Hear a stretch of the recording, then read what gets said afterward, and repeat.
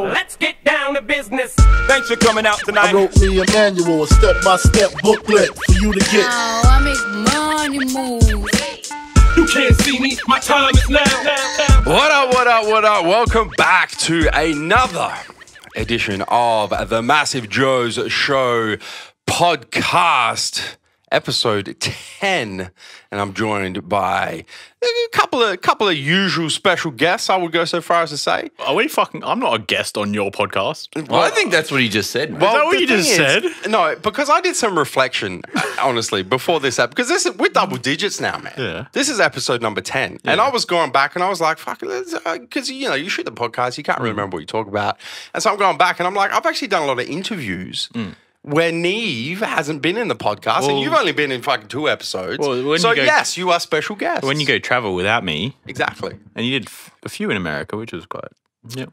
Look at you, you're so upset. It's throwing me off. This is not a good start to the podcast. This is a horrible start. I'm just throwing a spanner in the works. Anyway, I am your host. He thinks his name's on the fucking building as well. MassiveJoes CEO, Joseph Mencel. I'm joined by MassiveJoes General Manager, the Big Neve. Hello. And MassiveJoes Distribution Manager, the Big Swole Bear. How's it going? We are at episode 10, fellas. I feel like we need to have some sort of significant celebration. We'll have for a party episode later. 10. Definitely. We are actually, those of you watching this as opposed to listening to it would know that we have a different environment for this episode 10 of the MassiveJoes Show. We're actually shooting in the boardroom at MJHQ Why were you actually in here? instead of the filming studio because it's a nicer environment. Joe doesn't actually know this, but we're actually going to have a mutiny as soon as this podcast is over, and he will no longer be CEO. I feel like we've changed the sitting positions as well, so I feel like I'm being interrogated by you two guys. Anyway, we have a very interesting topic of discussion for you guys in this episode 10 of the MassiveJoes Show podcast, something that spans across both fitness and business. And that is, of course, patience and consistency.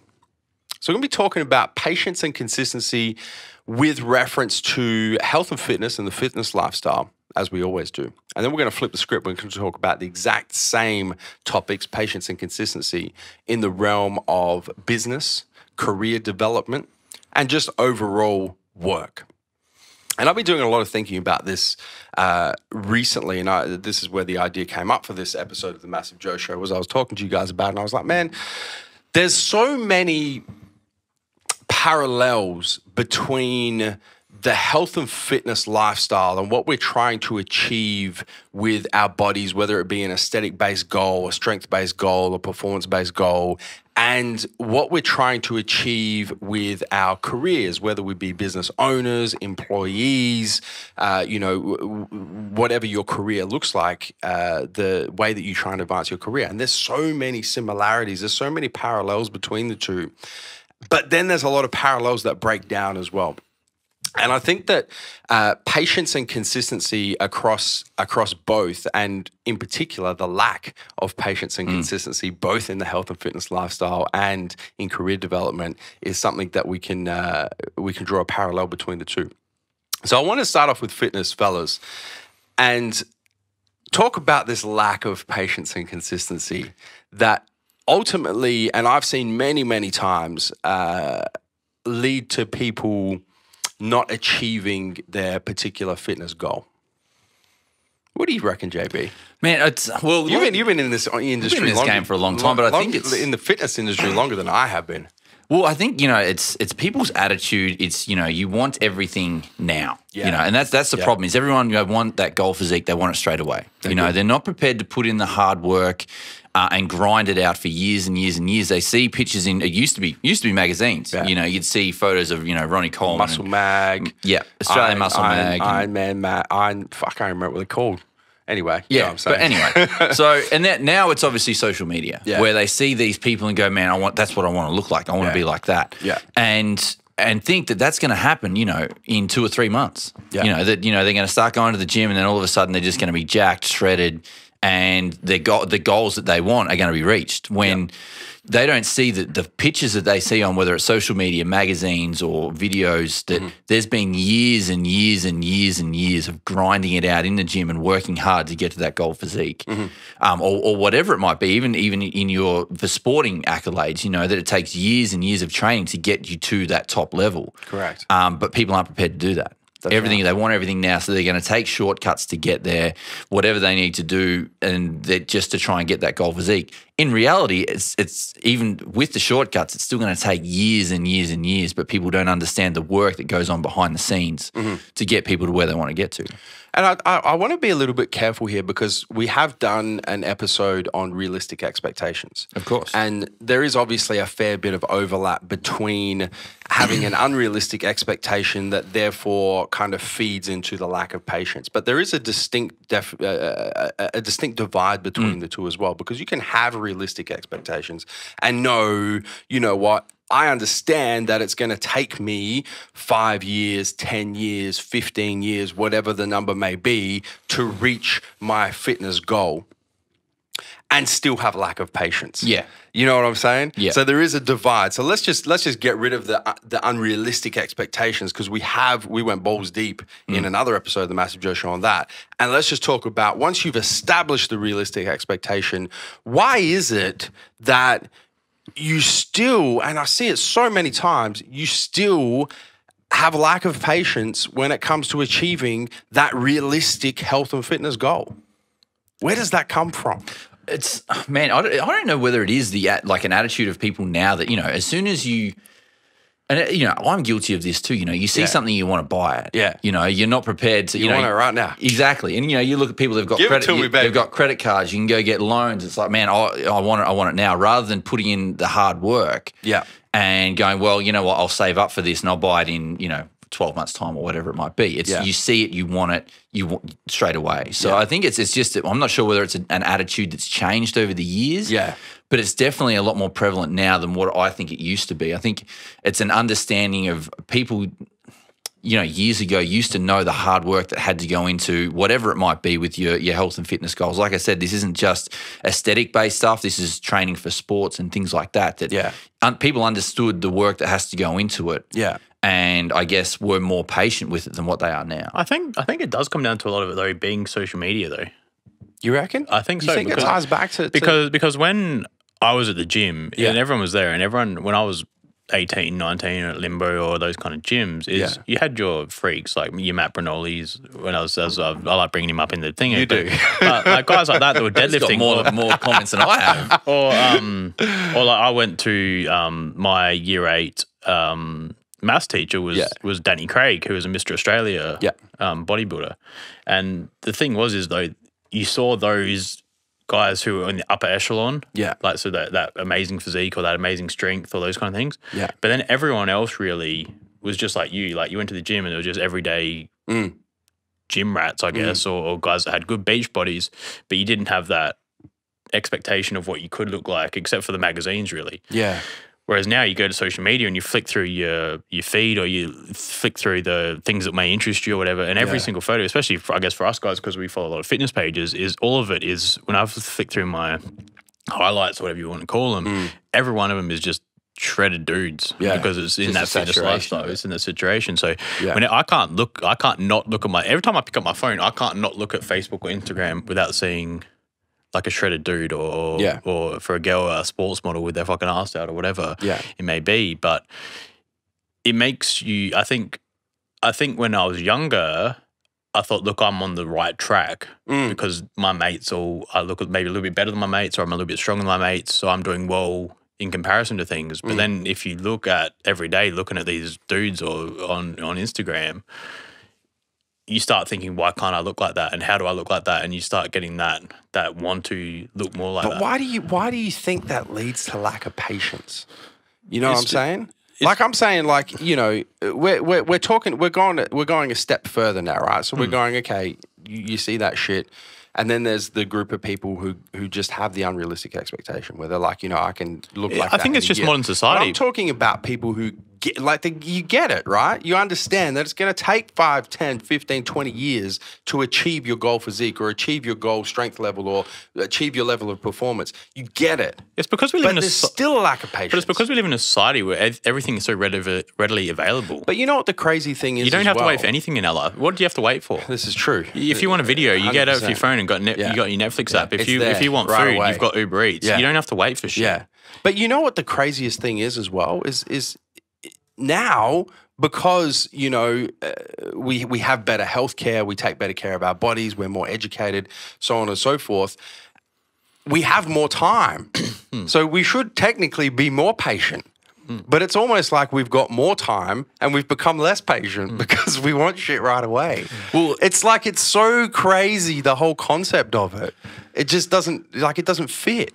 Yeah, but you say that, man, you've got more time, but, you know, people try and cram more shit into their day every single day and try and get more stuff done and think, you know, like every day is their last and that, you know, every year they have to get so much more done to achieve more than they did the last year. Yeah. So I think that's another thing. The whole time is skewed because people are trying to squeeze so much more shit into their day. You know, it blows my mind, man, because I think for the most part, it really comes down to actually just giving it some thought. You know, like if you actually just stop for a second and go, you know, why is it that I want this shit right here, right now? You know, when I know realistically how long it's going to take, why can't I just exert a little bit of patience? We were talking last night on the way back from the gym, and we were talking about my fitness goals, about getting to the Olympia stage and, you know, ultimately winning an Olympia. And I was talking to you as we were discussing it. I said 10 years, right? That's what we were talking about in the car. I'm like, I know I have like 10 years probably left as a competitive athlete in this sport. So I'm going to plan what I'm going to do to that 10-year period. For most people, that's just fucking unfathomable to even think at that scale because that's just way too fucking long. And I've already been in this game, you know, competing for 15 years. Yeah. And I'm still exerting the patience on a 10-year scale.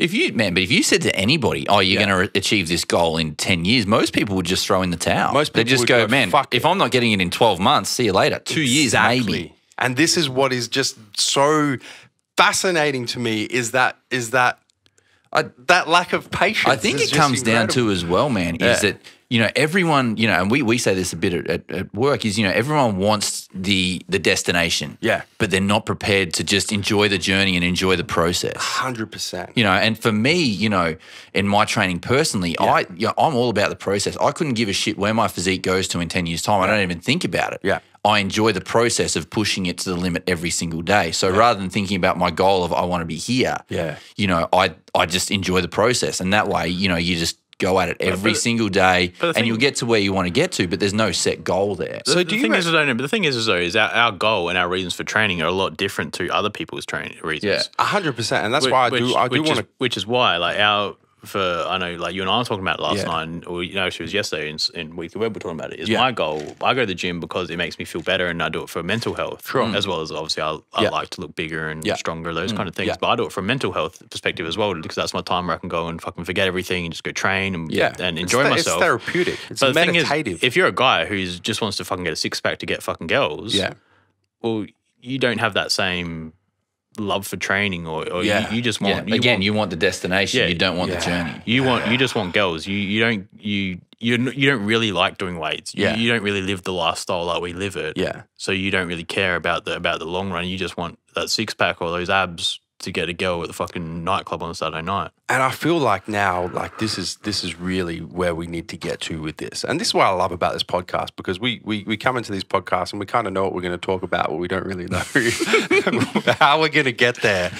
And I'm happy that we're at this point, because I feel like this is the explanation that I'm after. And I honestly am asking the question to you guys. I'm like, why is there this lack of patience?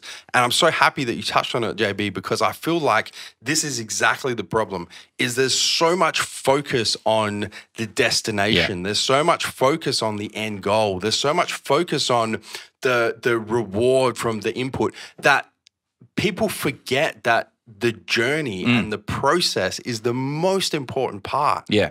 So they're continuously chasing this destination. They're continuously chasing this goal physique or this goal number if they're a strength-based athlete, or this goal level of performance if they're a performance-based athlete. And they want to get there as quick as possible. So that's where the lack of patience comes from. And then the lack of patience then leads to a lack of consistency because they're jumping from one training program to another, one dieting method to another, to another, to another, because they're not getting to the destination as quickly as they want. And it becomes almost so convoluted and so circular that you just can't get out of the rut. And really, I think the best way to get out of the rut is to understand that the journey is so much more important than the destination. Oh, absolutely, man. But the one thing you did touch on there was the consistency of it as well. And, you know, when you're talking about people chopping and changing and wondering why the hell they're not getting results, it's because they don't stick to something for a certain period of time. Because they're focused on the destination. Yeah, and if you look at, you know, what you're doing at the moment with you know, you're trying to obviously put on size and put on weight, and you've got this process of, right, I'm going to keep increasing my calories. And, you know, some people would go, oh, you know, it's not working after 3 months, you know, I'm just getting fat, or and just go, so I'm not going to do it anymore, and then go back to dieting or something where they feel more comfortable. Yeah. You know, so, and that's, you know, I guess we touched on this in the last podcast about getting uncomfortable. Yeah. But, you know, people, they don't have that consistency to go, right, I'm just going to slowly chip away at this. And slowly chip away at my training, and slowly increase my weights and increase my volume, and my diet, I'm slowly going to chip away at that, and I'm going to increase the calories to get to me to where I need to get to that way. Yeah. And that's the problem, is that they just go, well, you know, I'll go back to doing this, and I'll go back to doing that. Oh, I've heard this might work, so I'll try keto for a few weeks. Instead of just going, man, this is what's going to work. Plan it out, and then just go, right, then boom, it might take you 2 years, it might take you 3 years of eating the same foods and training the same way. The thing is, it doesn't matter how long it fucking takes you. No. Because it's all part of the journey. Yeah. Right? So if you have a goal and it takes you 5 years to get that goal, or it takes you 10 years to get that goal, it doesn't fucking matter. The thing is, man, if you look at, like, especially your physique, and even if you look at performance-based sports, you know, you might get to a goal, but then the goal changes again. Well, and you know, and this is the other thing is, you know, people go, oh, I've got a 5-year goal. Yeah, great. Yeah. And at the end of 5 years, that goal is going to change. Yeah. You know, it might change after 2 years. Yeah. You know, that goal is always going to be fluid. It's always going to be moving. So, you know, don't get caught on this is where I want to get to, because newsflash for you guys, you're probably never going to get there. Mentally, it's going to change. It's going to keep evolving to the point where, you know, your 10-year goal is, you know, then there's a 20-year goal, and then everything's going to be moving all the time. So you don't get too fixated on this is where I need to get to, because it's a never-ending road. That's the thing, though, as well, is comparing yourself to social media, but it's also comparing yourself to other people and your mates, for example. And not focusing, as you said, on your own personal goals. Like if I sat here and thought, oh, fuck, Joe's got bigger arms than me, or JB's got bigger quads than me, or I'm leaner than, Joe looks at me and says, oh, Steve's leaner than me, or whatever that kind of things that might be, is you're going to be in that mindset of straight away of wanting that tomorrow. I want bigger arms next to Joe tomorrow. Whereas if you focus on yourself, and I think, oh, fuck, if I can get my arms to go from 18 to 18 and a half in 6 months' time, is you're setting yourself that short, achievable goal. Yeah. Whereas I'm never going to look like you. If I set myself to have a physique like John Cena, I don't have the same body structure or composition or those kind of genetics things. Or genetics. Like anything. There's so many variables. But that's another thing as well, is genetics plays, and it's something I was wrote in my notes before, is genetics. Like if people use like powerlifting, for example, and people say to me, well, how do you get a 300 kilo deadlift or 310 kilo deadlift? Yeah. The thing is, the first time I ever deadlifted, I'd pulled 220 off the ground and deadlifted 220, and that's most people haven't pulled over 200. Come straight out the tank. Yeah, but that's the thing is, like, pulled 220. But a lot of that because I was 18 or 19 when I did it. And the first time I deadlifted, I'd been landscaping so I'd been used to manual labor and lifting heavy shit. Yeah. Plus, I'd been playing footy and a lot of sprinting, so I had that fast twitch muscle fibers. Yeah. As well as like the explosiveness, plus long arms, plus. Yeah, as I said, a strong back from carrying pavers and wheelbarrows and that kind of stuff. Yeah. So my genetics were perfect for something like deadlifting. So the thing is people will compare yourself and say, why has Steve got a 300 kilo deadlift? Like, why don't I have a 300 kilo deadlift? And then they'll try and that's the thing is that's what people do, is how can they get there? Whereas my deadlift only grew 80 kilos. Yeah. But if you're comparing yourself to somebody else, somebody might have grown their deadlift from 100 to to 200 and they put 100 kilos, they've increased their deadlift by 50%. Yeah. Or 100%. But whereas I've only gone from 220 to 300 and haven't really made that much greater percentage gains as somebody else, or I haven't really put on as many kilos as somebody else, but they're comparing themselves to me, for example. Whereas in fact, if they're focusing on themselves and their own numbers, they've had a better progress than I have. I think that again comes back to social media though, and everyone compares themselves to everyone else. That old saying that the grass is always greener. Everyone on the other compares themselves to other people's highlights. Yeah, is the problem. Yeah, the grass is always greener on the other side type of attitude. When in reality, if you just focus on watering your own lawn, it's going to be so much greener than everyone else's anyway. So people get caught in that mindset of like Steve said, Steve's got a better deadlift than me, and this, rather than just focusing on how can I improve my deadlift? And my deadlift is at say 200 at the moment, but I want to get it to 250. What's the journey look like in that? Exactly. And that's where people get caught out and go, man, I just need to get to 250. It's like, no, that's not what you want to do. It's results based thinking, right? Yeah. It's destination based thinking, and it becomes a little bit blurry as well because we're very big on goal setting, right? And I'm a big believer in goal setting, and in particular smart goal setting, because you need to know where you're heading. You need to know at least what the destination looks like. Yeah. But then it's about, okay, how do you approach that destination and having awareness that how you get there is even more important than when you get there. Well, if you don't have a plan to how you're going to get there, you are never going to get there. Well, you don't know where you're going. Yeah. Right? First and foremost. Yeah. Another thing that we talk about a lot in a bunch of our content, and this really kind of touches on the consistency side, is when it comes to reaching a health and fitness goal, it's really about IIFYL, if it fits your lifestyle. So whether your goal is aesthetic-based, strength-based, performance-based, whatever it is, and you're trying to figure out the best way to achieve that particular goal, the most important concept is doing things that fit your lifestyle. Dieting in a way that fits your lifestyle, training in a way that fits your lifestyle, supplementing in a way that fits your lifestyle. And the reason why that's so important is because it's going to get you the best consistency over the longest period of time. And we know, because we've been doing this for some fucking years now, we know that the one variable that will determine success or non-success on a health and fitness journey or trying to achieve a health and fitness goal is how consistent can you be and how long can you maintain that consistency? Yeah, 100%. So if you're trying to do things that don't fit your lifestyle, let's say, for example, you really like eating carbs, just as an example, and you go and try the keto diet, that's not going to fit your lifestyle. So you're going to do it for a short period of time, a month, 2 months, 3 months, 6, whatever the period is. In the big scheme of things, is going to be short. And you're going to not do it for longer than that short period of time because it doesn't fit your lifestyle. Yeah.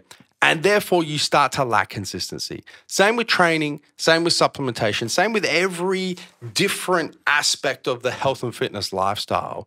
If you're not doing things that fit your lifestyle, you're just not going to be consistent with them for long enough. Yeah. And you're going to be chopping and changing, and it's going to affect your ability to reach a health and fitness goal. I think the only thing that you have to be aware of with if it fits your lifestyle is to be realistic with the results you're going to get with those particular choices that you've put into IIFYL. And this is why it ties straight back to patience. Is the thing. They're so related. Which is the thing is, as we've been over before, I don't like dieting. But I'll eat healthy throughout the day, and then lately post-workout, I've been having like a foot-long sub and 3 cookies every day post-workout. Yeah. Because I'm getting my carbs in post-workout. I know that's where it works for me. It fits my lifestyle because I can still get the food I enjoy and my cookies, but I'm using it post-workout when I can use the food as muscle glycogen replenishment. Yeah. The thing I have to be aware of that if that select choice of if it fits my lifestyle is I'm not going to be sitting at 6 or 7%, which may be a goal. I'm going to have to be aware that if I do want to get and tighten shit up, I'm going to have to remove that, which isn't actually going to make me happy. And then it's going to make me hate dieting, which is going to have the adverse effect of what I've set out to do. 100%. So that's the thing. You're going to lack consistency. So that's the thing is you have to be aware of your choices of if it fits your lifestyle, but realize that to get to where you want to be is probably the best avenue to go down. Yeah, definitely. because it's going to allow you to be consistent for the longest period of time. And that's the thing, man, is like if you look at, like you said before, consistency is that key, and it comes together with not only with your diet but with your training. And people always ask, what's the best time to train? Yeah. It's like, man, when can you fit it in the best time in the day? If you have to get up at 3 o'clock in the morning to train because, you've got kids at home or whatever it might be, but that's the best time that you can train, then you do it. Yeah. If it's that you have to train at 10 or 11 o'clock at night, then you do it. There's no one set rule for everybody to say this is the time that you have to do it, or, there's no one set diet that works. Yeah. You find whatever has to work for you, and that's what you run with. The thing is, you run with it for as long as you possibly can. And as you said, find out what works for you. A lot of people have issues, and like one thing that sort of springs to mind is if you go on, a lot of young guys will go and watch like Pumping Iron 2. It focuses on Callum Von Moger a lot. Yeah. You look at Callum, and he fucking fucks around all the time. I mean, he's Aussie larrikin. I mean, he's fucking, who wouldn't like him? But the thing is, like, he looks at his dieting and he eats burgers for every meal. He doesn't weigh food. I think the only thing he weighed was his rice and water combo because that was the only thing he knew how to measure. He didn't know how to count calories. But that's because he's a genetically fucking 1%. He's a freak. Yeah. And he doesn't have to do those things. So that's, again, when we go back to, don't compare yourself to what other people are doing. Yeah. You can't go eat like Callum does, and you can't go fuck around like Callum does, and you can't, because he's got those bodies that just looks at a weight stack and he'll put on muscle. Yeah. And everyone hates those kind of guys, but the thing is that he can get away with it, and it works for him. Yeah. It works for his lifestyle because he doesn't like, as he said in the documentaries, he doesn't like counting food. He doesn't know how to. If he starts doing that shit, he buzzes out. The thing is, he's found what works for him. Burgers work for him. Not counting calories work for him, but it's not going to work for everyone else in the population. So don't go trying to say, well, this works for Callum, so this is going to work for me. Find out what works for you, find out what works for your body, but also fits into your lifestyle. That's why it's if it fits your lifestyle, not if it fits someone else's Callum's lifestyle. Not if it fits your famous, your Instagram Fitspo's lifestyle. You know what I'm saying? Your lifestyle. So I think before we flip the script and go to business, I just want to give some real practical advice to the listeners and the viewers on this issue of lack of patience and lack of consistency when it comes to the health and fitness lifestyle. And you guys just jump in if you think I'm, missing anything.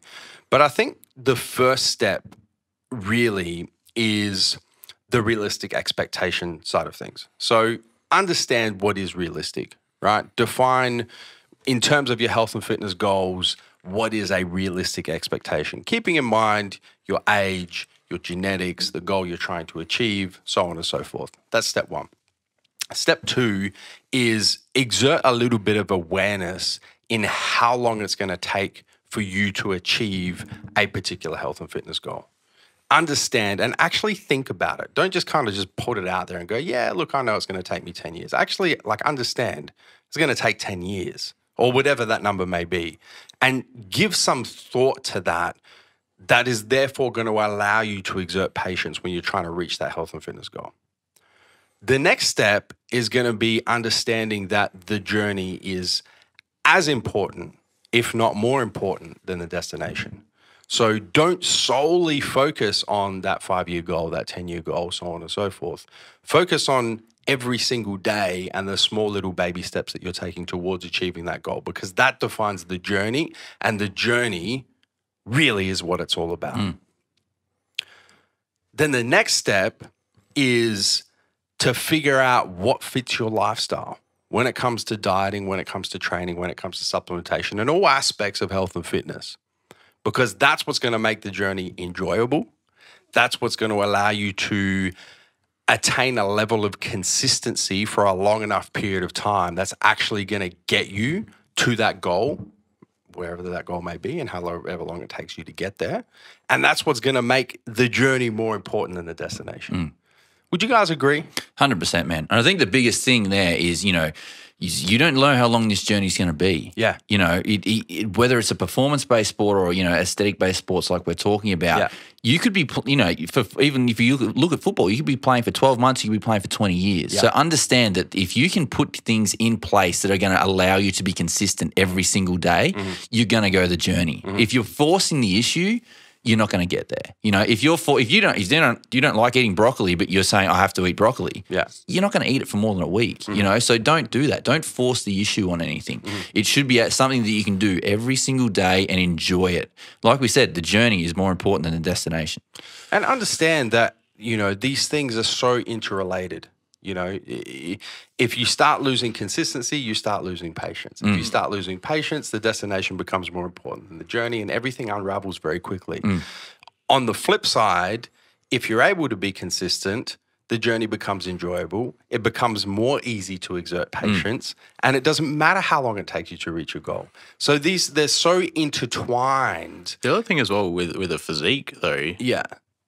I've never met anyone who says that they are happy with their physique. Ever. And that's Well, what I the was saying goalposts before, are man. always changing, That's what right? this is what we said before. which is the Always issue. changing. Is I know a lot of times people say, oh, look, Yeah. I'll get to 95 kilos at 6% body fat. Yeah. And I'm like, well, fuck, my arms are a bit small. Yeah. And then, so they're Right, at man. there. Like, so that's the thing is if that's where you need to be. It's a never ending, really, a physique sport is a this never is why ending. the journey is so much more. Well, that's why you have to- I honestly believe the journey is more important than the destination. That's why you have to enjoy the journey, because if Yeah. you get into bodybuilding, it's going to be a fucking 50-year journey. It's a Well, no, no, never-ending journey. never ending. It I'm never going to stops. die at some stage. No, Well, but even saying Yeah. that though, like you've been training what for say 15, 16 years now. Have you got to a point ever where you've gone, I'm there? No. Or perfect. even close to that? But 'Cause even I'll tell if you what, I reach that haven't. point, let's say hypothetically you reach that point, then what happens?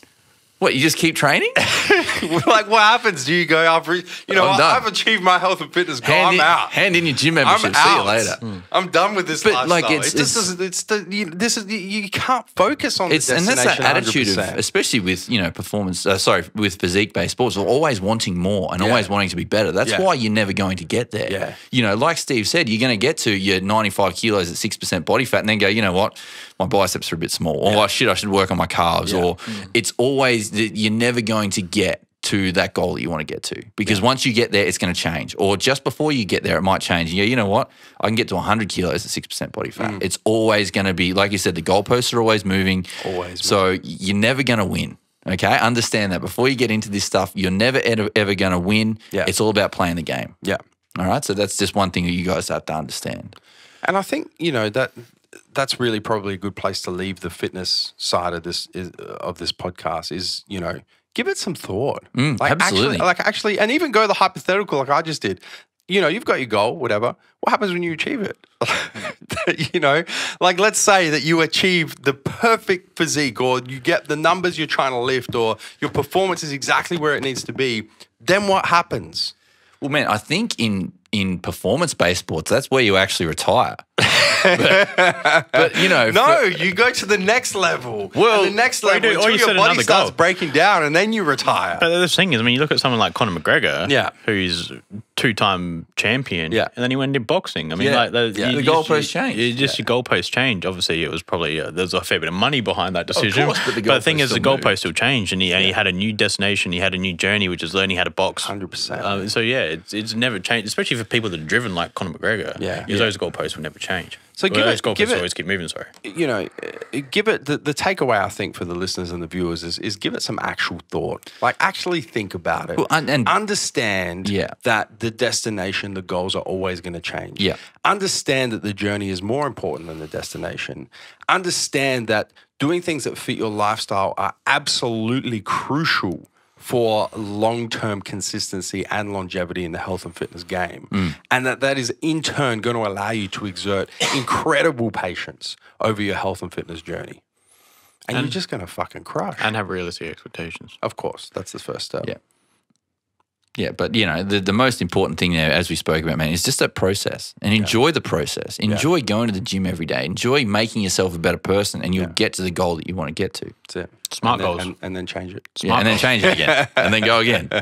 All right, fellas, let's head over to the business segment of the Massive Joe Show. And we're going to talk about the exact same topic, the exact same dilemma, the exact same thing that we've been noticing, the lack of patience, lack of consistency in regards to business, career development, employment, work in general.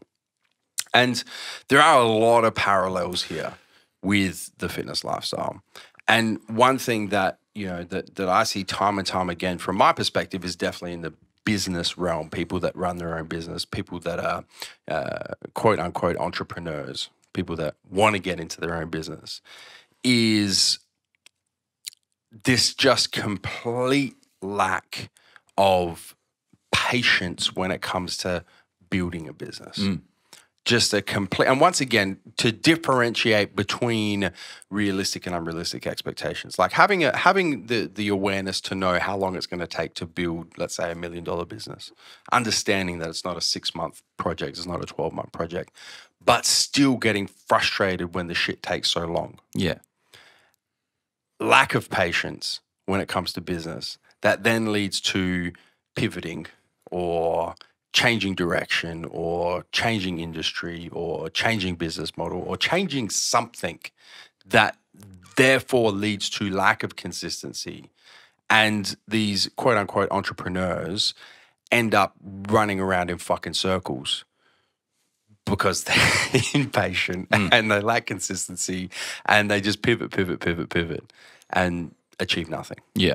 I think, man, it even goes deeper than your entrepreneurs as well. It's the same even for employees. Well, that's 100%. If you want to get, they get deeper is, people, they go to uni for 4 years, they get a degree, and then all of a sudden they get a job and they think that they can justify the fact that they have to earn $100,000 straight off the bat. Yeah. It's like, man, you went to university for 4 years, sure, but what do you actually know about this job? You don't know shit. You don't know anything. You are a rookie. You're a baby. So, and that's the thing is they think just because they've gone to uni for 4 years that all of a sudden they're, the master of the universe and that they deserve something. Yeah. And we've seen that here firsthand. Oh, absolutely, man. Especially with like marketing managers we've had. Yeah. Without naming names. But the thing is they've come in and they haven't known anything about the industry. Yeah. They've come in demanding all this money. Yeah. They've gone to implement tactics they've learned at uni, but it doesn't have real life crossover. No. Especially when you don't know anything about the industry, how does the industry work? So you can't come in demanding $100,000 because that's what you fucking the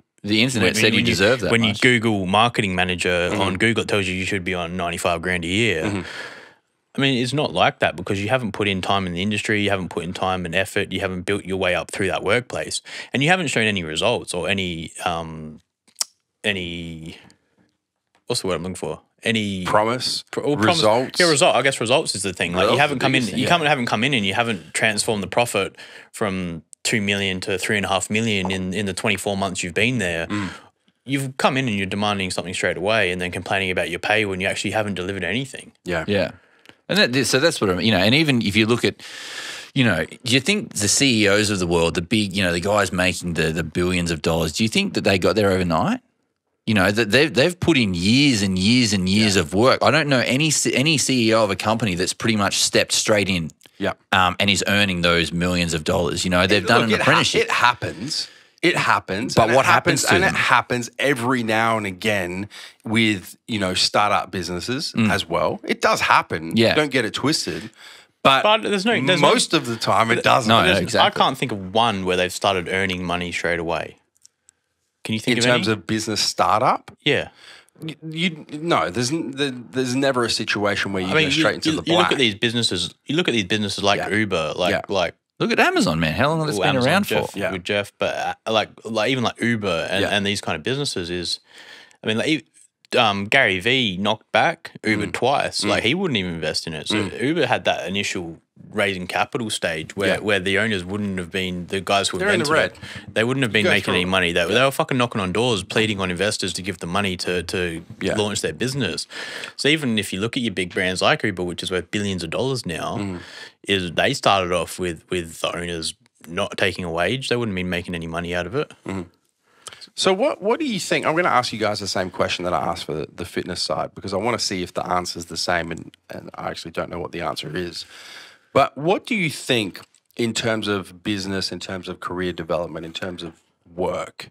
What do you think causes the lack of patience? As distinguished from the realistic and unrealistic expectations. So once again, assuming that somebody is able to differentiate between what is realistic and unrealistic. Man. They understand the realistic expectation, but they still don't exert patience. There's such a correlation and crossover between, fitness and business here. It's not funny, but it comes back to the same thing that, I'll use the example of an employee like I used a few minutes ago. He's come into this job and he's been employed. He's got a job, awesome, fresh out of uni, fresh out the gate. And the guy who's got a similar role to him in a business is earning 90 grand a year.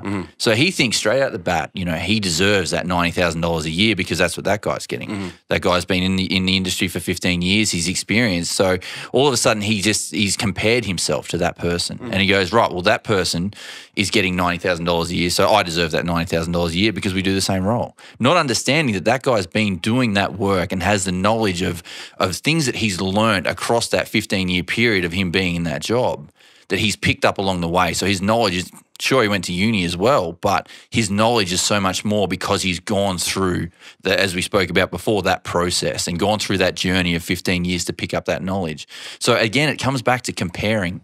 Like Steve said before, he's comparing yourself to someone else and thinking that or just because of that you're justified to earn that money.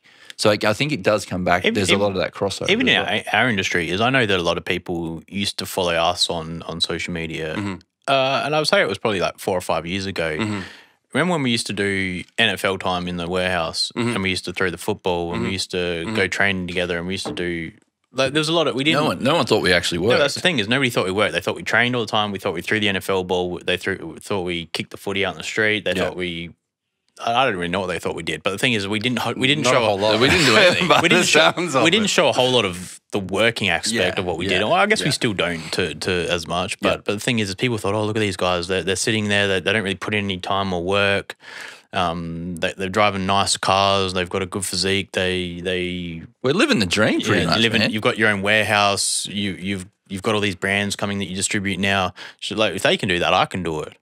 So you reckon, I think you're both kind of going down the same path. You reckon that the lack of patience is a result of just comparison? Man, it's just comparison without understanding the behind the scenes. But it's also seeing where and I think another thing is also money and lifestyle is probably the biggest thing. Yeah.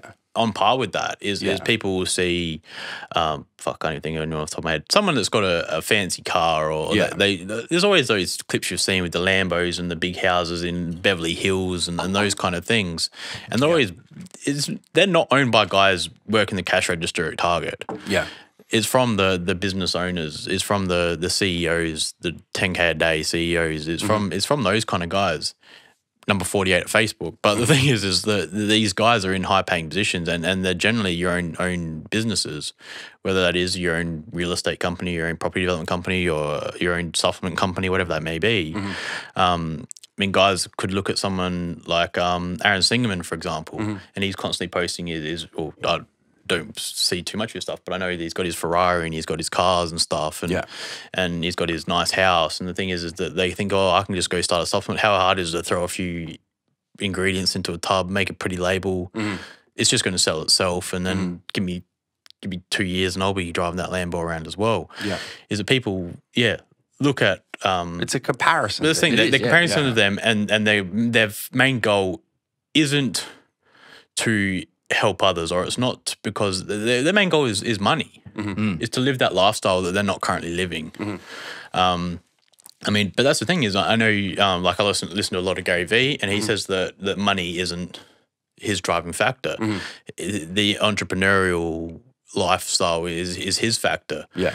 But the thing is I'm sure that if something he was doing wasn't working, he'd still be trying a million different things until he found the one that fucking took off for money. Like he's not doing it just because he's to give him something to do each day. And that's the thing is people aren't doing it because they want to be an entrepreneur. Yeah. Because they've got entrepreneurial tendencies and those kind of things. They're doing it to get that break that gets them that $1 million a year and those kind of things. Money is the end goal. So you reckon you think very, very similar to fitness, but you're saying that you think a reason for the lack of patience is once again people chasing destinations. 100%, man. 100%. And trying to get there as quickly as possible.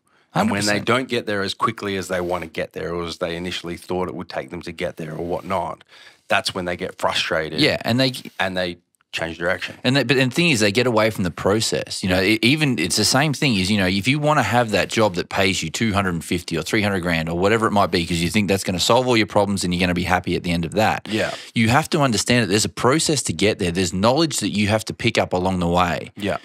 To actually get you to where you can sustain that job. You might fluke it and get there, but all of a sudden people realize that you've got to that 300,000K job or whatever it might be. And all of a sudden, they realize that you're a fucking dumbass because you didn't pick up anything along the way. And therefore, guess what? You get fired. Yeah. And then you're back at square one because you didn't follow the process of picking up all that knowledge along the way. And like you said, people can go to uni, they can pick up a little bit of stuff, but how much of that actually relates to working in the real world? You'll use tools from it all the time, but learning on the job is number one here. So, when you're working in business or working for someone else or, you're running your own business, you have to understand that there's knowledge that you're going to pick up along the way through years and years and years of working that's money can't buy stuff. That you're going to need that to sustain whatever job is your destination. So that's the important thing here that I think a lot of people get away with. The thing I think a lot of it is our the generations coming through as well. Yeah. And it is lack of patience in as we said before, I just think that our generation lacks patience. Like you said, no one has to wait for anything anymore. Yeah, but once again, I'm going to ask the question why. It's pretty obvious that's the whole topic of this podcast, right? Is we see lack of patience in pursuing health and fitness goals. We see lack of patience in pursuing business and career goals, right? So that's happening. My question is why? Perhaps it's because not enough people document the process of how they got to where they were. You think? So once again, if you're talking about comparison, people are just comparing to the wrong things or comparing and not understanding the whole journey or the whole facts. But that's why I'm saying I think a lot of it is to do with social media and everyone posting their highlights. If people go to my Instagram page right now, I'll show them what I want them to see. Yeah. They'll see my new motorbike. They'll see my Range Rover. They'll see a trip to Bali, or they'll see. You've got a pretty good highlights reel, man. But the thing is, listen to me. Yeah. The thing is they'll see that kind of stuff. They'll see me as the general manager of MassiveJoes or whatever, and they'll say, "How is this fucking dumb fuck with a shaved head who struggles to get a sentence out most of the time? Like, how is he in this position, mate?" But they don't see like what I've gone through to get to a general manager. They didn't see you packing the orders 7 years ago. And that's the thing is, I was here with Joe sometimes 7 days a week, and I was working retail stores 7 days a week when we didn't have enough staff. And I remember once I went 1 day off in 28 days.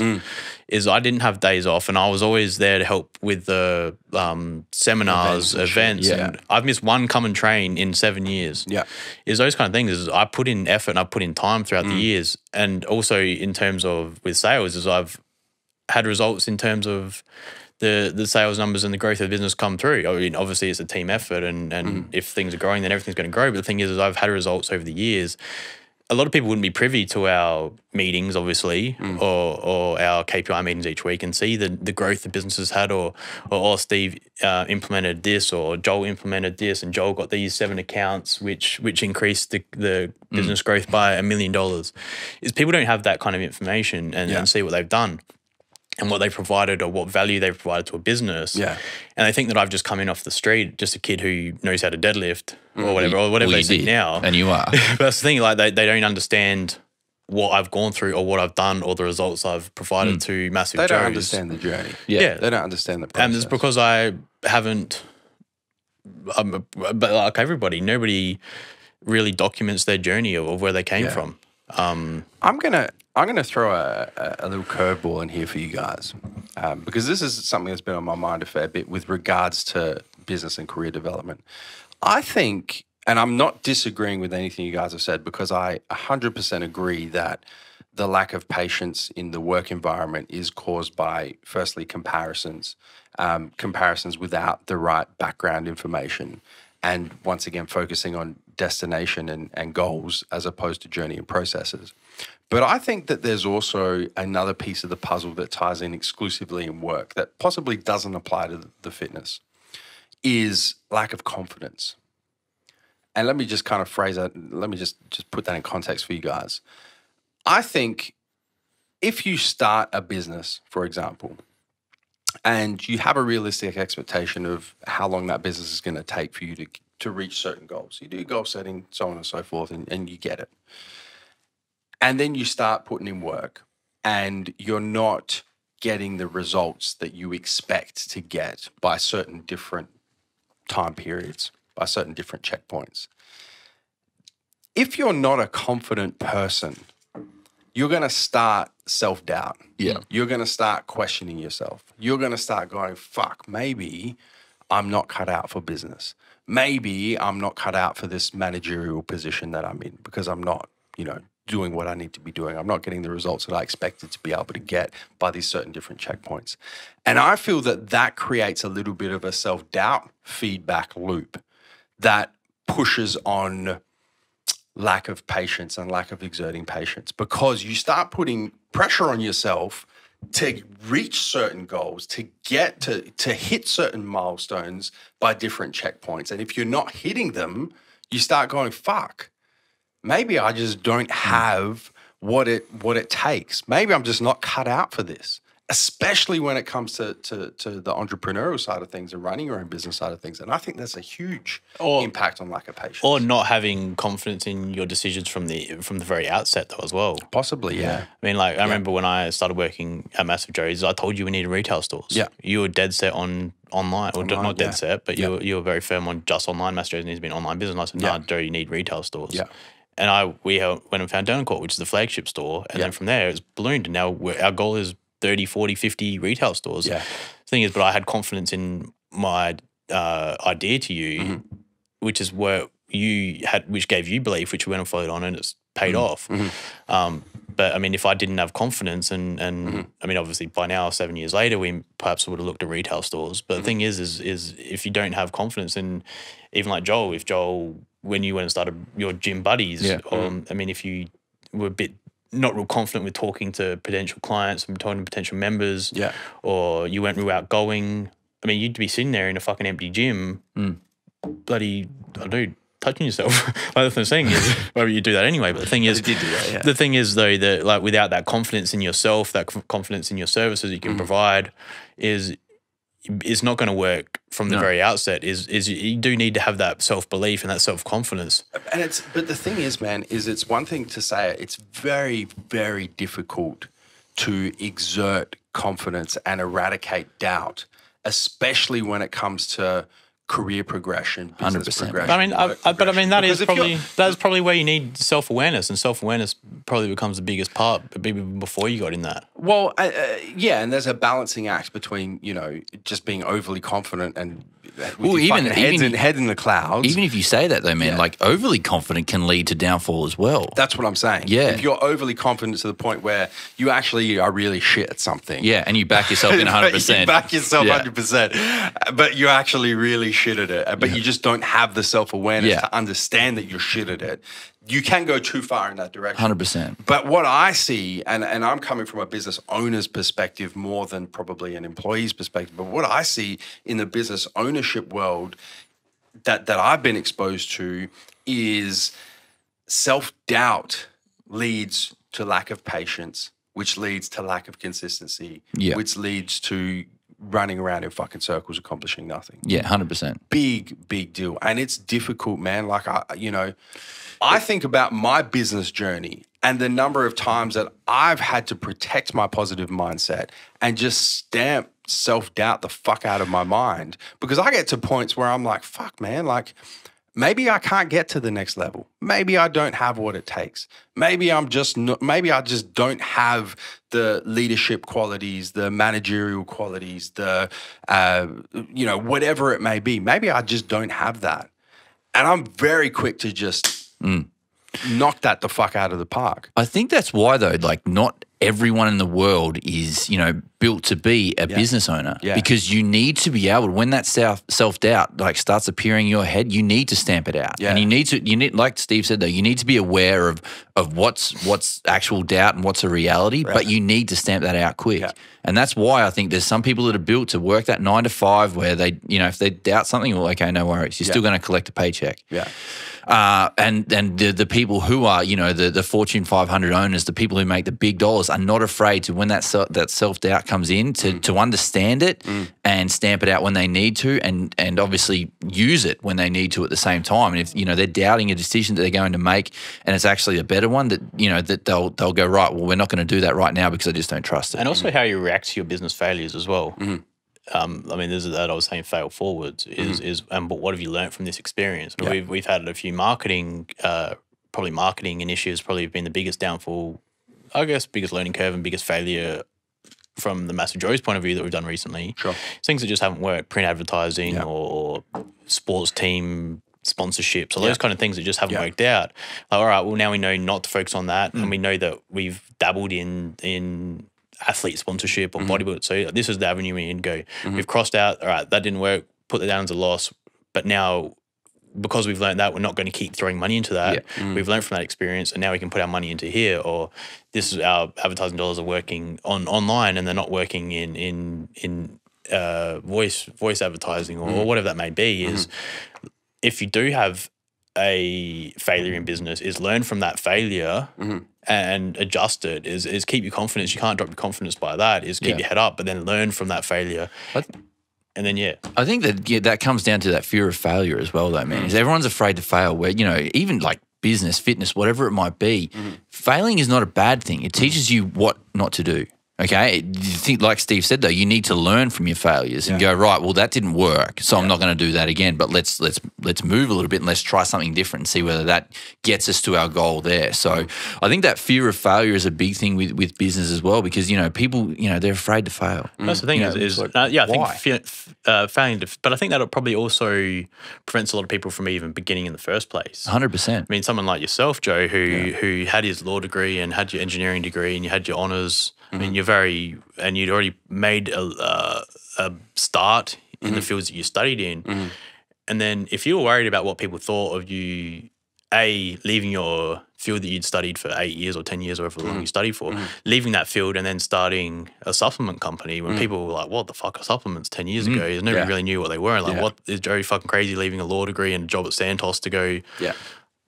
A lot of people would have looked at you and thought, this guy's fucking nuts. I was there. A lot of people fucking did. He's on six figures. But the thing is, as well, is if you start self-doubting yourself, as you said as well, self-doubting yourself, think, fuck, what if this fails? People are going to know me as Joe who left the job to go start MassiveJoes, and what are people going to say when my MassiveJoes doesn't take off? And what if MassiveJoes goes out of business and I've got to tell everyone when they ask me how does it go, or went out of business or didn't take off, or those kind of things. And keep in mind, it didn't take off for a long time. Fuck, if you want to put numbers on it, probably the better part of like 6 or 7 years. Before we really started getting some traction. So, it's, people, there were people that, Joe and I were training together when, MassiveJoes started, and when he said, man, I'm going to like dive into this full time. And I had people come up to me all the time and say, man, what's he doing? He's finished his degree and he's not using it. Who is this crazy motherfucker? Who is this idiot? He spent, slaps and sends it to him. Yeah, he spent the best part of 8 years, was it? I think 8 years, at uni, and all of a sudden he's not going to use it. Well, I think if you look back at it now, is that it's paid off all right. It was the right decision, but you didn't know that at the time. Correct. And there would have been so much doubt going through your head to go, why am I leaving this job where I could be making some really good money as a lawyer? And then all of a sudden I'm go down to work down for peanuts, really, because you're paying yourself. So that self doubt's always going to be there, and a lot of people think that they're the only people that get it. Like, everyone is going to doubt themselves. Even the most confident people in the world, there's always going to be that self-doubt, even if they don't let people know about it. Everyone has it. You just have to understand what to do with it. 100%. And I just, you guys have done a really good job of explaining it, which is why I haven't said much for the last few minutes. Which is, man, I think it's a good thing if we can get him to shut up. You guys you've nailed it. You know what I'm saying? Like the self-doubt and the tie-in between allowing that to creep in, allowing that to affect your confidence, that therefore makes you not be patient, that causes you to lack patience because, and then it compounds, right? So you don't start to get the results, you don't achieve the results you want by certain points. And then self-doubt creeps in. And then you're not achieving. And then more self-doubt creeps in. And then you're not achieving. Lack of patience, and then you go and change direction because you just can't take it anymore. Yeah, and then you're back to square one again. And then you're back to square one because you're starting to lack consistency. And I think there's just such an overlap, especially with business ownership, between this confidence creeping in of self-doubt, lack of patience, lack of consistency, and the whole thing fucking snowballs. But especially with starting out a business, though, is that self-awareness of knowing when to implement patience and when to put your foot down and work. Yeah, that's it. The thing is, if you were at MassiveJoes and you started MassiveJoes and you had $30,000 worth of stock, let's say, which we know isn't fucking a whole lot of stuff when it comes to supplements. But if you had $30,000 stuff and you didn't lack that patience and thought, nah, fuck it, I'm going to go hire a shed or hire a warehouse. When really you don't need it. You can just run it out of your bedroom, or you can put it in your garage, or you can see if your grandpa's shed has a free shed, you can go put your subs in.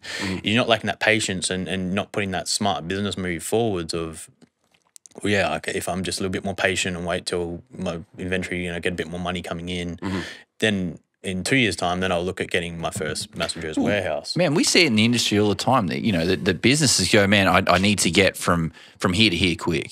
So they don't have that patience to go, man, I'll go from, 10 to 20 stores over the next 5 years. They want to go from 10 to 20 in the next 2. And then all of a sudden, they go and mortgage to the hilt just to get all these stores open. And all of a sudden, they're on their ass and they're scrounging for their last dollar because they didn't have the patience to go, man, we can do this over 10 years and still make money. And especially not wanting to put in that initial effort as well. I mean, once again, I'll bring you up and say, look, when you first started MassiveJoes, if you started getting a few orders, 20, 30 orders, it could have been easy for you to say, oh, I'm going to go employ Joel to come and pack those 20 orders, but just go fucking do it yourself. You don't need that extra. There's an extra $400 a week or whatever, how many 20 hours a week that you got Joel to come back orders. Well, if you just did that yourself, there's $400 a week you're saving. Of course, for you, there's 20 grand you saved and you put towards that warehouse in 2 years' time.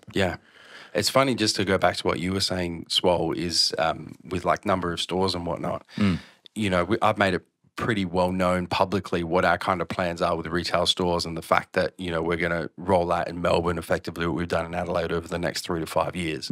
And go from the one Melbourne store we've got at the moment to 10 to 15 to until we reach saturation point, might be between 15 and 20. And when I tell people that that's like a 3 to 5 year goal, I can't understand it. They're just like, fuck, man, like how are you planning on that long a period of time?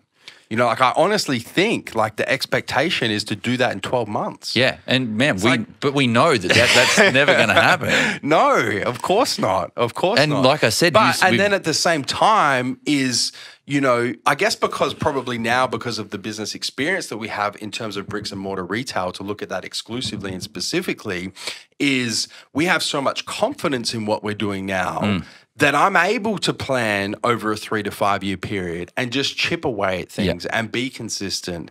And I just have the inherent confidence that it's going to work. But the thing is, man, if you look at what we've just spoken about there, is if you didn't follow or enjoy the journey of opening up 2 or 3 stores a year, you wouldn't have the experience to say, well, this is what we're going to do and this is going to work. So, that's where it's really important to have that patience and enjoy that journey because it gives you the experience to go, right. And getting back to confidence, it gives you the confidence to make the right decision where you could go, man, we can do 10 stores in a year. We can do that one every month, no problem. Where you're just really flying by a whim. You don't have any experience there. You're just sort of, throwing that number out there and going, no, we can do that. But, that's where, like we spoke about with the fitness stuff, it's really important to have that, enjoy the journey, enjoy the process, because it's going to give you the experience that you're going to use later on.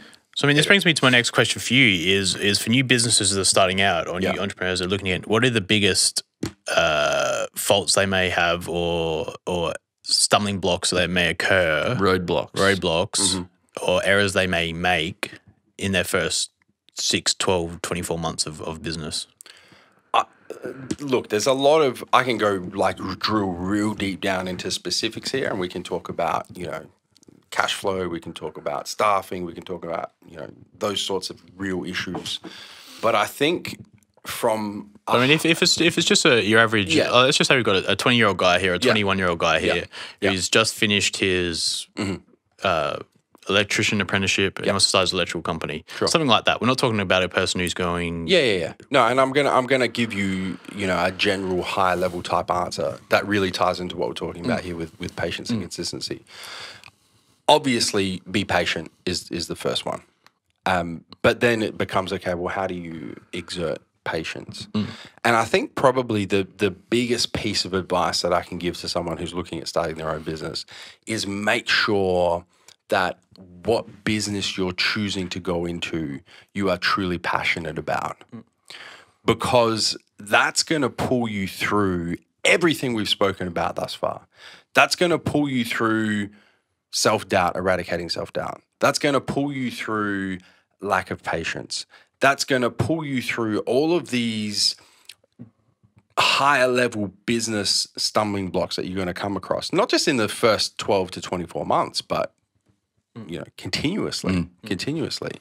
And I think that this really kind of ties into the consistency part of business and career development and work that I want to talk about real quick. Is the only way for you to maintain the level of consistency that you need to maintain to be successful in business or work. When we talk about fitness, we're talking about if it fits your lifestyle, right? That's kind of how we sum that up. When it comes to work, it has to be doing something that you enjoy. It has to be, if you're in business ownership, it has to be doing something that you're passionate about. If you're an employee, it has to be doing something that you look forward to doing, because then once again, it becomes more about the journey than it does the destination, which ultimately is going to allow you to be consistent with your work or with your business for a sufficiently long enough period of time to achieve certain levels of success. And then once you achieve those levels, once again, it's like fitness, right? The bar moves, man. What your goals may be at the moment in terms of career progression or business goals, whatever they may be, in 5 years, when you get to that 5-year period, they're going to change. Well, it's the same thing. Just take the hypothetical that we took for fitness, right? When you achieve your ideal physique, then what? All right, when you achieve your career progression goal, or you achieve your business turnover sales figure, or whatever the fuck your goal may be by that 5-year, 10-year, 15-year period, then what happens? You stop working? No. You move the goalpost. You move on to the next one, right? So once again, it comes back to understanding that the journey and the process and the things that you're doing day to day on a consistent basis far outweigh any goal that you could possibly set and any goal that you could possibly achieve. And the only way that you're actually going to be able to be consistent and you're actually going to be able to enjoy the journey and get more out of the journey than you are the destination is if you're doing something that you enjoy, if you're doing something that you're passionate about, if you're doing something that you look forward to doing every day. And I think it also comes back to with that, man, is if you enjoy what you do, you must know a little bit about it. Whether it's no matter what it is, you would have studied up on it, you enjoy reading about it, whatever it might be. It's going to give you the confidence to know, what sort of stuff you're going to be in for every single day. That's where the confidence thing comes into it again, that, it's not just about the process and enjoying what you're doing, but you're going to know what you're doing. If you know what you're doing, you're going to be better at it. You're going to have the confidence to make the right decisions in that particular field as well. So I think that's really important. That confidence thing that we spoke about before is very, very important because it means you're not going to throw the bundle in just when the first thing goes wrong, because everybody knows the first 2 years of your business is going to be the hardest. It's always going to be hard. You're always going to be grinding it out. But those first 2 years, what the average, most businesses that people start won't last 2 years. So in those first 2 years, what is the main reason people will go out of business? Man, honestly, it comes down to what we've spoken about. That they don't have the confidence to endure the tough times. As soon as things start to get rough, the seas start getting tough. They go, well, shit, let's go back into port. Because I know what I want to say here, but what is the reason though? At that 2 year mark, you say, "No, I'm pulling the pin." What's the reason? Well, there's a couple of reasons. The first reason is that you haven't achieved what you thought you would achieve by that 2 year mark, right? So you lack patience, you lack resilience. The second reason is once you understand that you haven't achieved what you thought you would by that 2 year mark, there's nothing keeping you there, pushing you along, which is lack of passion for what you're doing. I think that those are probably the two main reasons why you get to a certain level when you pull the pin, right? Because what other reason would you have for continuing, right? We'll use the 2 years that you've given. You've had a 2 year goal, right? You set that goal with a realistic expectation. You mapped it out. You planned it out. You had confidence in the way it was going to pan out. It hasn't panned out. You're now at that point. What other reason is there for you to continue down that path other than passion? And that reason that most people will go out of business is because what we said down before is cash flow and money. Is people aren't getting that money that they've seen on Facebook or they've seen on Instagram and that cash flow to live that lifestyle they want to live. Well, it depends on the business, right? So you're talking about, a capital enterprise, right? But if you're in the business where that may not be a big driver for you. Let's say that you're in a charitable business, for example, or you're in a business where, you know, you still have to earn a livelihood, though. Yeah, you do. But I'm saying that whatever that may be, you know, you've specified cash flow and profitability, but whatever you're measuring your business success by doesn't really matter. The thing that does matter is once you get to a certain point and you haven't achieved success by whatever marker you're using to measure success, the only thing that's going to allow you to keep pushing, the only thing that is going to continue to drive you towards whatever it is you're trying to achieve is passion for what you're doing. If you don't have passion, you got nothing. I mean, all right, Joel was passionate about fitness. Yeah. He's been a personal trainer at Brighton Fitness for 5 years, and he's been earning $2,500 a week at doing your hours, because you charge $100 an hour, so you earn $2,500 a week. Oh, that's what, man. He thinks, fuck, imagine this. I don't like working for them because I'm giving them my money or whatever, so I'm going to go start Buddies. I'm going to go start your own gym. Thing is you have to be aware, though, that when you go and start Buddies, once you've got your equipment and all those kind of things, which is a big outset to begin with, is let's just say you've got a loan for $60,000 to go get the equipment.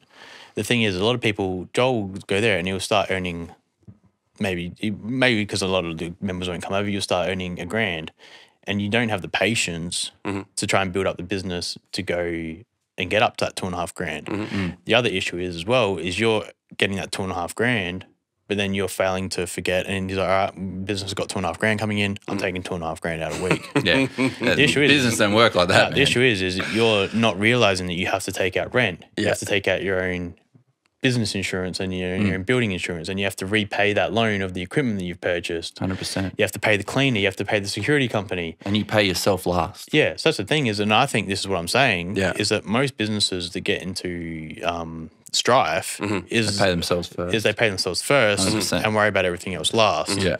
They go and live that lifestyle and they think, fuck, look at all this money coming in, pocket, new ski boat, new jet ski, new ball of shoes. Is to go, you do all those things first, and then it'll come to the start next month, and I've got to pay the rent tomorrow. And Hammer Strength sent you the bill for $4,000 for that month for the Hammer Strength equipment. I don't have any. So I mean, that's the thing. Or what's worse, the tax office come chase you because you've made all this. Well, that's it. You know, so then, not even profit. You've been turning over all of this. You've got a massive GST bill. And you're like, fuck, I didn't even think about that. Whoops. Got your BAS bill due.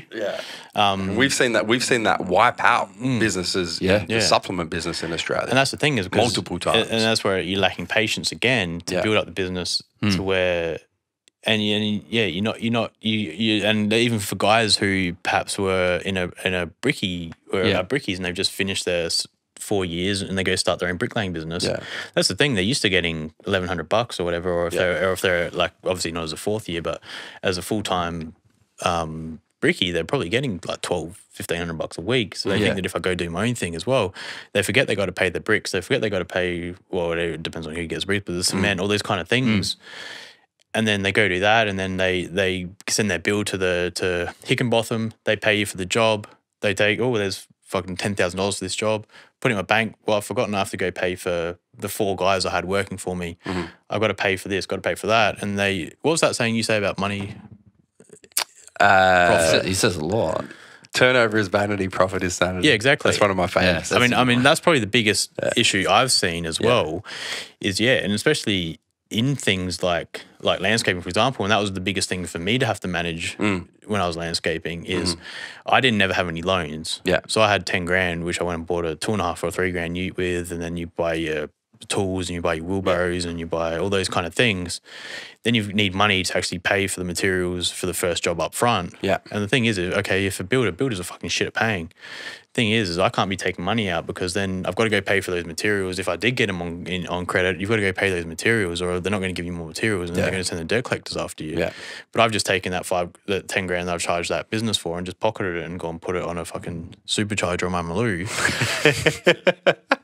But it is true though, man. But that's the thing is what most businesses do is they don't actually realize that fuck, I've actually got to pay myself last here. That's right. Yeah, exactly. And any profit that you make, you should be reinvesting in that business to get you through.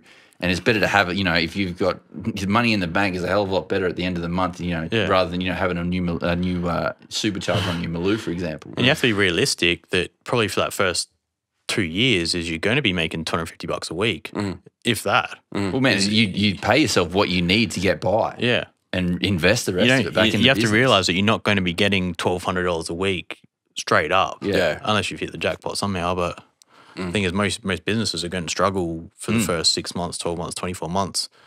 I'm sure with you fucking, it's hard to pay. Well, man, we said before, it took 7 years to get it, I mean, most people after get shit, get a bit of traction. Yeah. Most people after, they're not going to stick it out for 7 years. After 2 years, they're going to go, oh man, I'm not making any money. I'll go back to my job as a lawyer, for example. Exactly the same situation. You go, man, I can make a hell of a lot more money than I am now. So I've tried this out. Yeah, it's all well and good, but I'm going to move on. Not sticking it out, and then realizing that you're on the cusp of becoming something great. You've just got to stick it out and endure it for a little bit longer. And that's where it comes back to just being patient, rather than after 3 years go, man, it's just not working. Especially stuff like with Joe, for example, if you're in the first year of business or anyone in the first year of business and you've gone and sold, all right, I've sold 10 tubs of protein this week, 10 tubs of Gold Standard Whey or MTS Whey, there's $100, there's $1,000 I've just made. They don't think, well, I've got to pay, obviously GST on that. I've got to pay, I've got to pay for the actual product in the first place, which cuts 70, 60, 50% out. I've got to pay to actually ship it to the customer. I've got to pay my eBay fees. I've got to pay my PayPal fees. I've got to pay, there's that many things you have to pay first. You haven't just made $1,000, you've probably made $200 when it comes down to it. If that when it comes down to it. How do we wrap this up, guys? How do we? Once again, I like to round out our conversations by giving practical advice to the listeners. I think so if you're listening and you either you own your own business or you don't, you're interested in career progression, you work for someone else. How do you get through this lack of patience and this lack of consistency? For me, man, it's just all about, and in both your business and fitness, it's just understanding the process and enjoying the process. That's the biggest thing for me is, don't think about where you want to be in 10 years. Think about the plan and how you're actually going to get there. Focus on the journey. Focus on the journey, not the destination. For me, that's so prevalent in both. Yeah. You don't want to get caught out thinking, well, man, in business, I've got to be making, $250K or 300 or whatever it is. Don't put a number on it and go, this is what I have to be doing. And once I get there, I'm going to be happy. Enjoy the work you have to put in to get you to that job of whatever it might be, or that fitness goal, whatever it might be. Enjoy the process of actually doing it, because you're going to pick up so much more in experience in that journey than what it's going to be when you get there. Yeah. That's the biggest thing for me. Focus on the journey. Keep your goals in mind, but don't have them as a focal point. No. Enjoy what you're doing, because that's going to allow you to enjoy the journey. And you're going to be able to do it for longer. And you're going to be consistent with it for a sufficiently long enough period of time that before you know it, you're actually going to reach the destination. Yeah. But you're not going to give a fuck anyway, because the destination's going to change anyway. And then once again, it becomes about the journey. Yes. Would you agree, Neve? Yeah, and I think just being realistic about how long the journey will actually take. Yeah. Well, it's always the first step. But like what we said, and the realistic same as fitness, is be realistic with what your physique's going to look like after a year. Is be realistic with what your income and where your business is going to be at after 12 months. But also, man, understand that journey, like we said before, that's never ending. Yeah. The goalposts, as we said, they're always going to change. Always so you moving. think your 5-year goal of getting you to your physique, and then once you're there, you're going to be happy. You're not. It's going to change. It's going to move. So understand that you have goals. Once you reach them, they're going to move. So you're going to have to they're always going to be fluid. You're going to have to keep evolving with the goals. So don't say, you've got this 5-year plan. So for me, once I get to 39, that's it. It's not going to happen. Yeah. Okay. So understand that. That's really, really important. But be realistic of what it's going to take to get there as well. And and the thing is, if it fits your lifestyle, I think also comes down to business in some regard in terms of an entrepreneur. The thing is, if you're working for a company getting 6 figures and you've got your C63 Mercedes and you've got you see your personal trainer twice a week and you go out for brunch every day and all these things which cost a lot of money, does it still fit your lifestyle to have to sell your car, have to go out for lunch, to not go for your weekly massage, to not go for all these things, out for dinner with your mates twice a week? Is you're not going to be able to do that shit as an entrepreneur in the first few years of your own business. But the thing is it worth being unhappy and miserable of getting rid of those things that you love and enjoy, is it worthwhile getting rid of that to call yourself an entrepreneur? Call yourself an entrepreneur. 100%. And really, That's usually the trade-off, right? Yeah, and that's the thing is, I mean, for someone like yourself, it's paid off dividends for you because you've gone from that job where you were paid well to not having anything. Yeah. But the thing is, if you had a C63 Mercedes at that stage as well, you would have had to probably have gotten rid of that. Yeah, 100%. Or you would have had to get rid of it if you just say you owned it outright and you didn't have to pay a loan though. The thing is, if you owned it outright, you probably would have had to sell it to put into the business, put into the business. But for me, the journey, and still is, always much more important than the destination. And I think, that... That's the thing, but that's if getting rid of that stuff's going to make you miserable, then it's not worth it. Then it's not worth it. Just same as we said about eating broccoli. If eating broccoli is going to make you miserable, if not sitting in your CCC3 every day and not going out for lunch with your mates and going out and fucking spending $200 on piss on a Saturday night. It's going to make you miserable. You're not going to be consistent. You're going to pivot because you got lack of patience, because the journey's shit and you're chasing a destination. It snowballs, man. Absolutely, it's all connected. 100%. So I think, if there's one take-home process for the viewers and the listeners in both fitness and business, because now, they're very... I think there's a lot of crossover there. There's a lot of crossover, yeah. The first step is the realistic expectation. Yeah. Right? In both fitness and business. Figure out what is actually realistic. The second step is acknowledging that the journey is always more important than the destination. And in order for you to enjoy the journey, you have to be doing something that is enjoyable to you. 100%. So from a fitness perspective, it's if it fits your lifestyle. From a work perspective, it's a combination of if it fits your lifestyle and doing something that you enjoy, that you're passionate about. And then the third step is understanding that the destination is always going to move. When you reach particular goals, look at the hypothetical of, look, I reached that goal at some point in time, then what happens? Yeah. I think also just point forward is implementing self-awareness. Yeah. Always. And also, understand that the seas aren't always going to be smooth. Yeah. It's always going to be ups and downs, and you're going to have to ride that shit out. Yeah. A boat's, safe in the harbour, but that's not what the boats are designed to do. That's right. So, endure the shit. It's going to get tough, but you're going to have to stick it out. Good way to wrap it up. I like it. What an episode 10. I'm excited. I'm pumped for this episode. And we just finished. Fuck, did we record again? Well, let's do it again. Big Neve, Big Swole, thank you guys for your time. Appreciate your guests. insights. Hey, fucking guest. I am the host. You are the guest. Let's just establish that. Hope you guys have enjoyed listening to this episode of the MassiveJoes Show. As always, if you have enjoyed listening, you've taken value from this episode, we would love it if you would share this on your social media or in person. Just share the love, man. Spread the love around. Yeah. Get some love around this MassiveJoes Show podcast. Fellas, thank you very much. You got anything else you'd like to add? No, I'm good, man. Well, Swole, you want to tell us where we're coming to and from, man? MassiveJoes.com. Stay massive.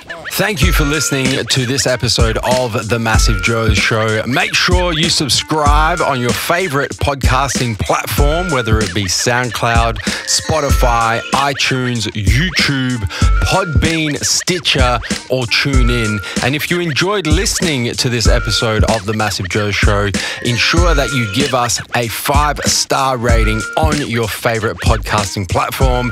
Until next time, we're coming to you from MassiveJoes.com. Stay massive.